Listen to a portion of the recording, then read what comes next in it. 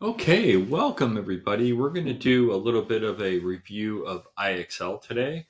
IXL has become a very robust platform, and there is a lot of AI working in the background in IXL, mainly on the algorithm side on how it curates questions, but they also have a new AI tool called Spark that is built in as well.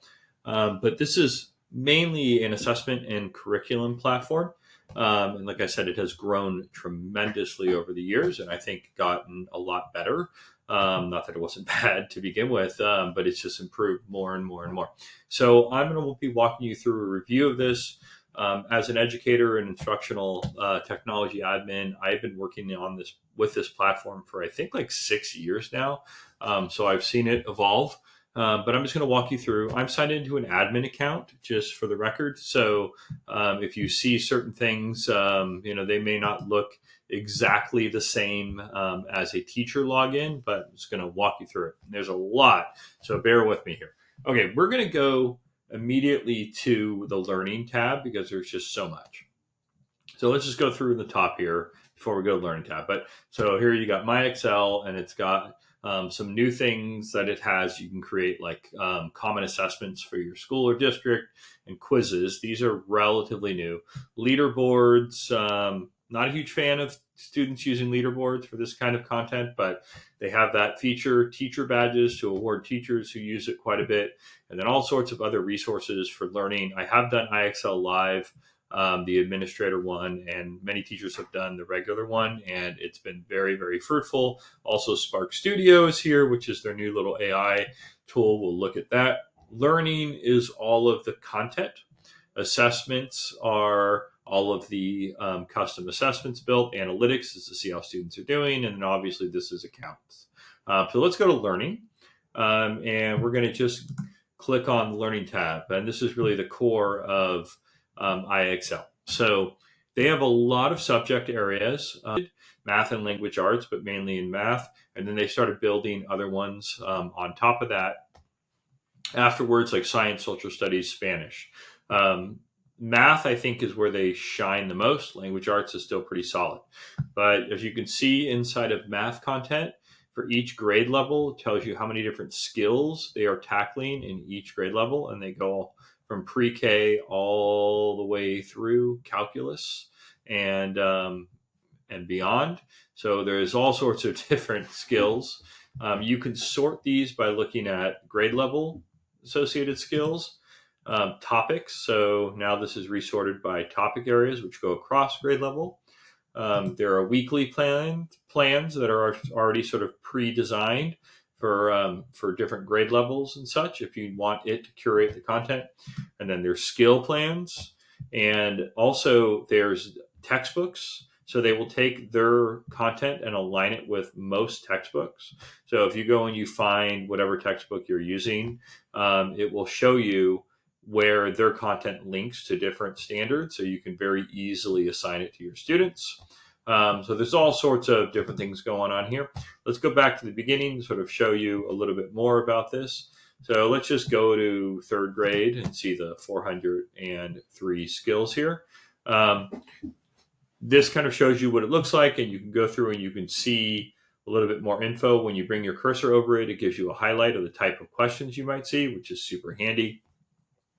If you're in a teacher version and you have classes enrolled, here you can actually recommend content. So you can go in and you can tell your students what you want them to work on.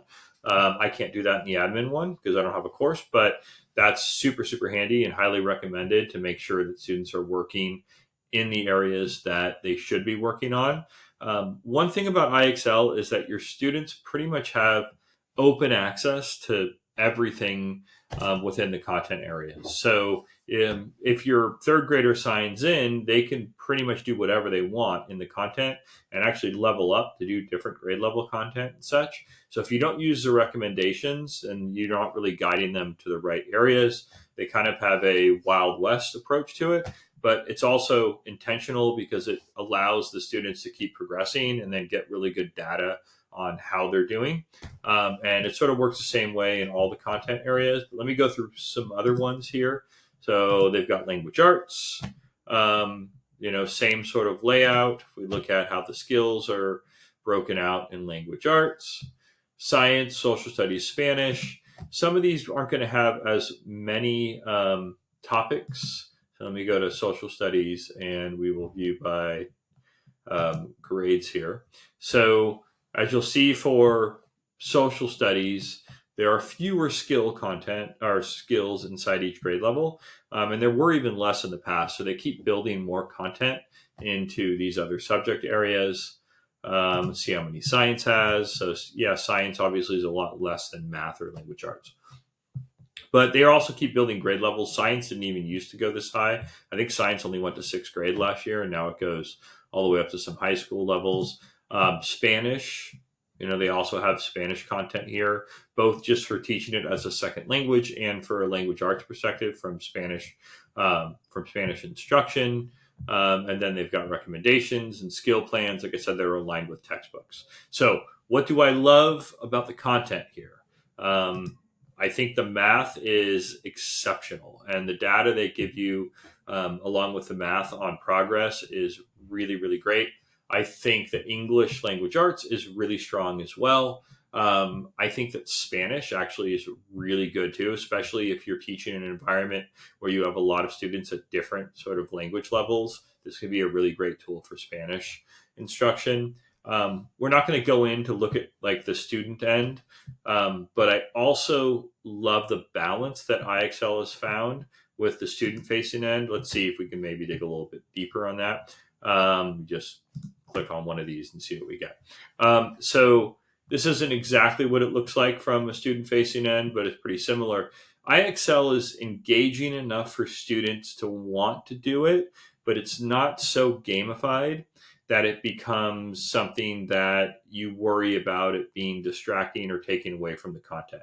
And you all know what I'm talking about with this. There are plenty of learning apps out there where it becomes so much like a game that the majority of the time spent in the platform is some silliness, building some sort of avatar and buying stuff for your avatar, not pointing any fingers here at certain things, but IXL doesn't make it super gamified.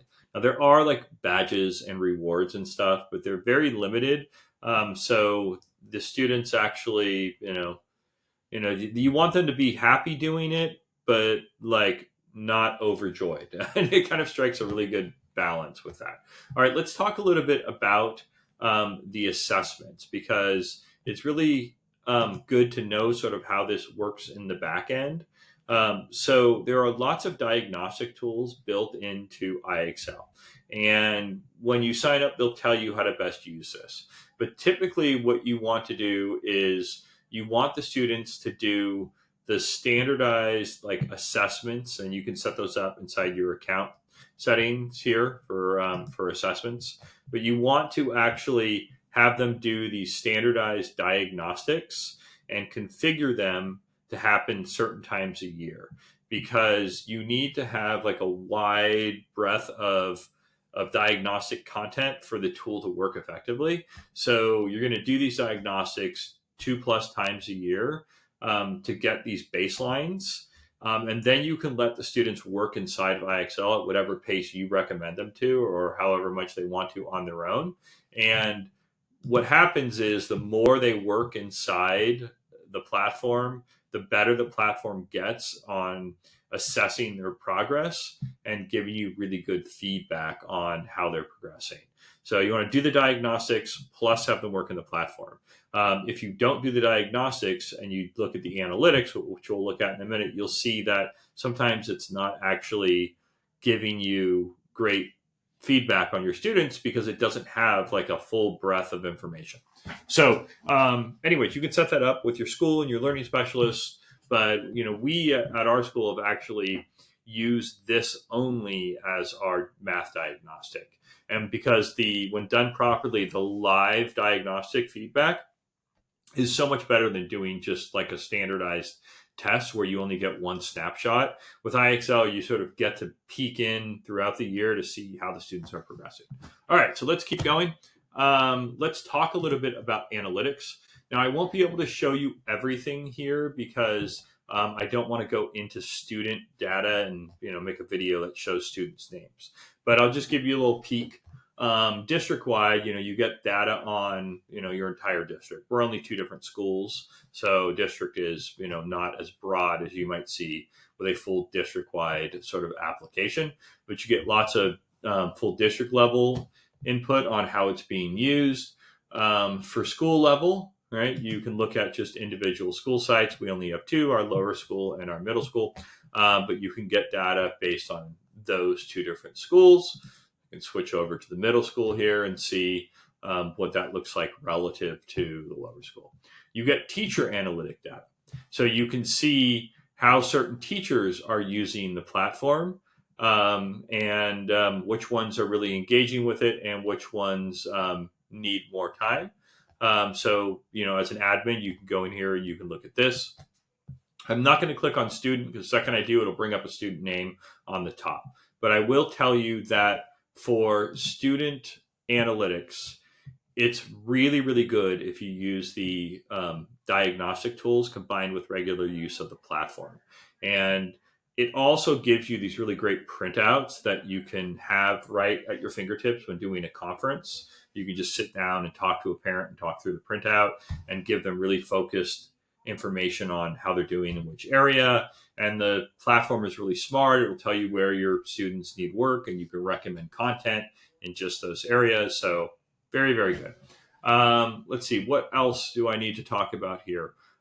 There's so much on this, so I'm not going to go through every little thing here. Like you can see, the analytic tools are quite exceptional, right? It goes through specific skill level content and goals and such, progress and growth, right? So there's a lot of ways to break down the data and really see where it's working and where it's not and such. I have the most experience with just math and language arts. We do use the Spanish a little bit, but we don't subscribe to any of the other tools currently. And let's see, I haven't played much with customized assessments or quizzes. Don't use leaderboards. We use the analytics a lot. We use standard assessments. We use the learning tools quite a bit. There's some new stuff going on. They do have a textbook now that's certified in California that basically you don't even need a textbook. You just wanted to use the IXL content. And then let's look at the Spark thing too, which is currently free and included with your subscription, but they'll probably start charging for it in a year. So this is Spark Studio. I don't know where go back here. Okay, so Spark Studio is basically is an AI LLM with wrappers. So they're just working in the background. There's a lot of different versions of this in education space. But this one is free if you have IXL, at least for the time being. So they're just building an extra resource for you. So this is very similar to like a magic school type thing. You just don't have as many options or the ability to customize, but some cool tools, nice to have as an added feature. Now let's go back here.